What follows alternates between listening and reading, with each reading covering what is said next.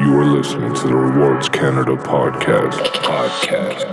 Hello, and welcome to episode 99 of the Rewards Canada podcast. In this episode, we're going to provide a loyalty lesson.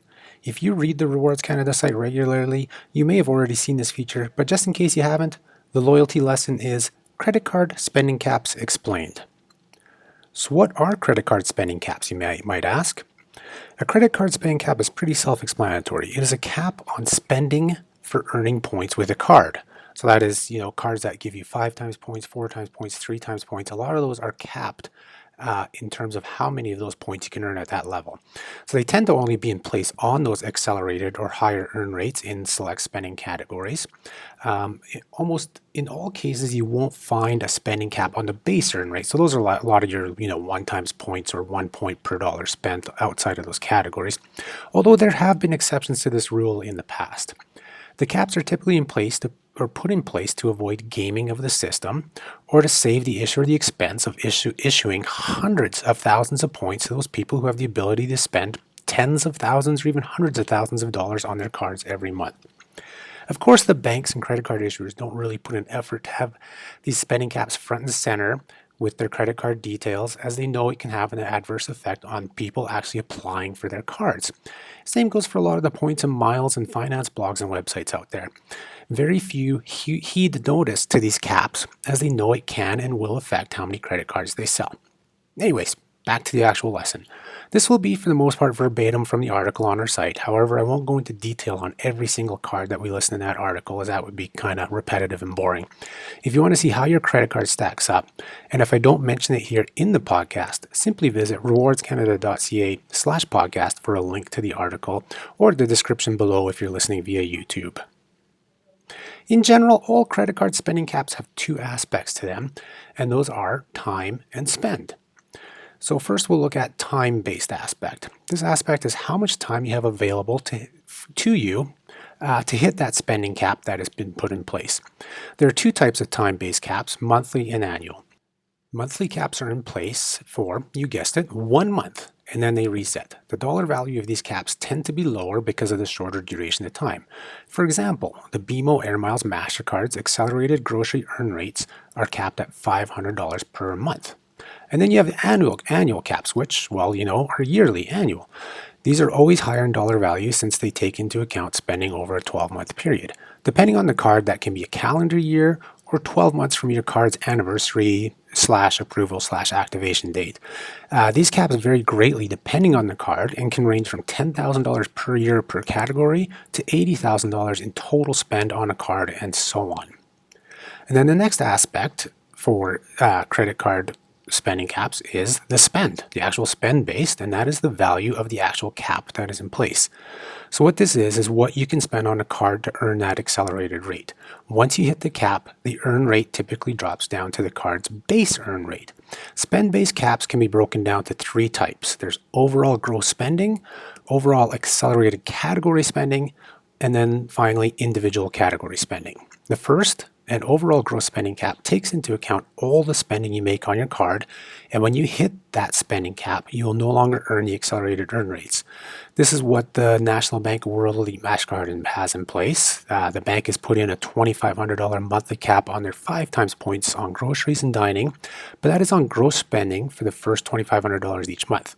So if you go out and spend $750 first thing in the month on something that isn't groceries, you'll only have the potential to earn 5 times points on the next $1,750. You can't earn it on $2,500 each month. So any spending within that $2,500 that isn't groceries dining takes away from your ability to earn 5 times points. Kind of confusing, I know. They aren't the only issuer, though, with overall gross spending caps. In fact, some of the more popular cards have them, but they are set relatively high and are annual, so most cardholders don't even hit those amounts. An example is the CIBC Aventura Visa Infinite card, which has an $80,000 annual spending cap.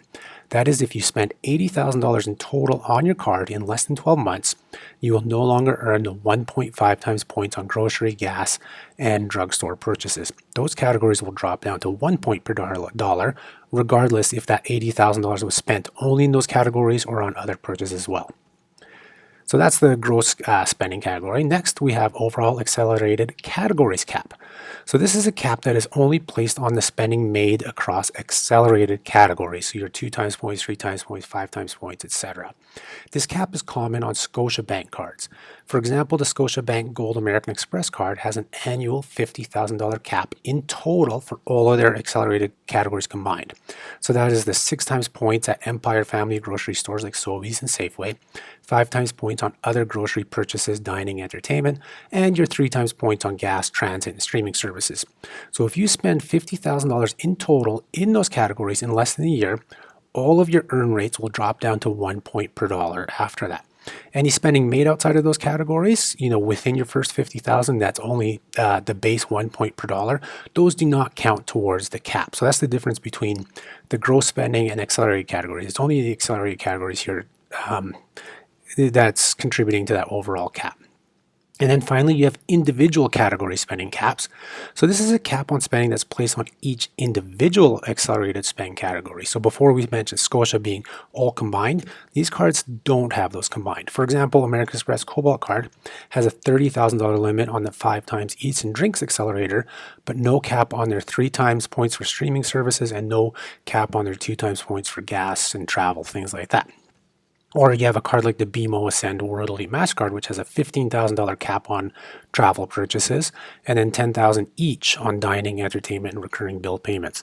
In other words, spending in the dining category on the BMO Ascend card will not affect the separate spending caps on travel, entertainment, recurring bills.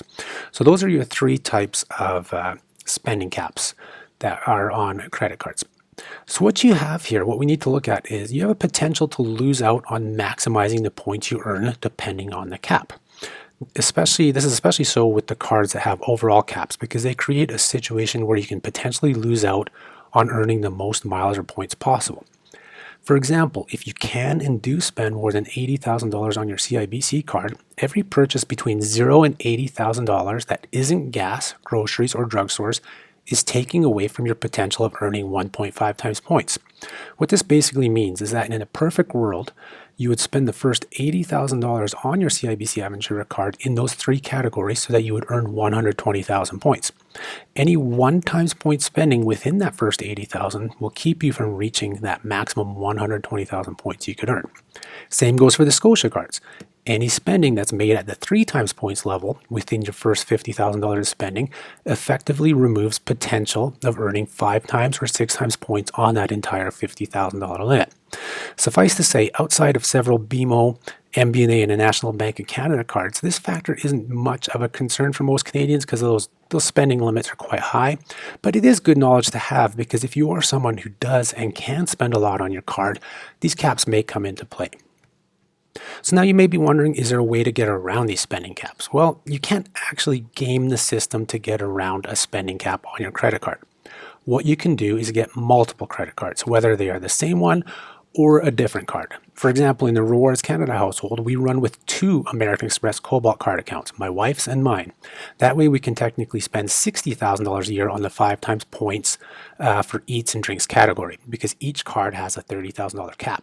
And note, these are separate accounts. They're not like an additional card, even though I have an additional card for my wife's account.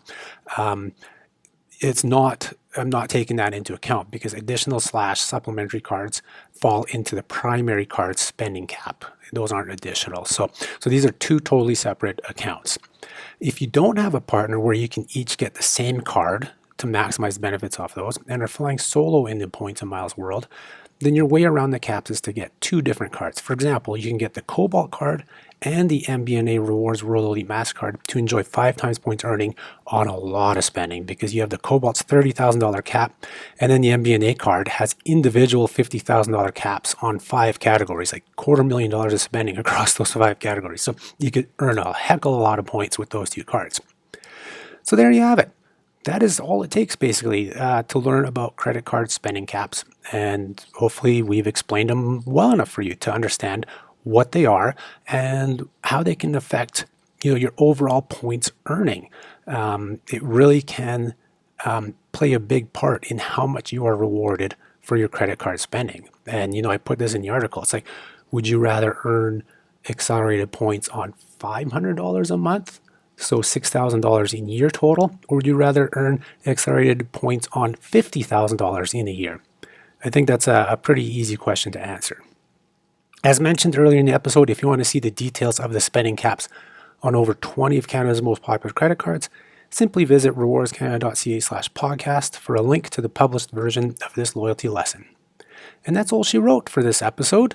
Thank you for tuning in to the Rewards Canada podcast. I hope you enjoyed it. Be sure to help spread the word so that we can keep bringing you the best in loyalty rewards content in Canada. Share the podcast, hit the like button, leave a 5-star review on your favorite listening platform, and so on. Have yourselves a great day, and I'll talk to you next time. The Rewards Canada podcast is produced in Calgary, Alberta, Canada, with music produced by Regina's own TWKOP.